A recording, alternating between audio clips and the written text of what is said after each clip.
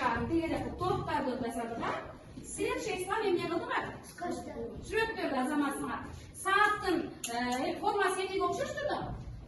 Тегеректі азаматсың. Бұл да аянаның аттарған екен. Азаматсың арқана отырауыз. Жақшы, ең жақшы азаматтар. Азаматтар балар жиынтықтау мақсатында ықшам текшері. Бұл шу сұролығы тақ жана тура жүріп береді. Бүгінгі сабақтың темасы бойынша не қаз? Сұраласыңа. Мен сұролығы ұзатам. Бешінші. Сұрол. Құстыға мисал келтіріңіз.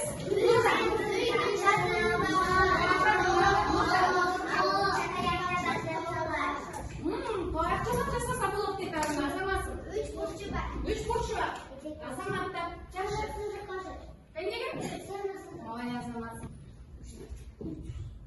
Тұра, тек борштық пен квадраттың айырмасы неде? Бердейді? Ой, азамат. Не борштықта квадраттың ішіне бермейді.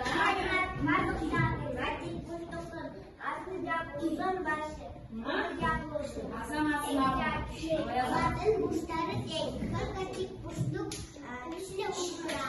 ой, азаматсың. Жол оқида соның үшінсі.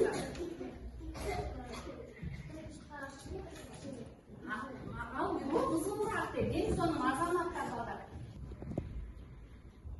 Қайсеке көрән құштары жоқ?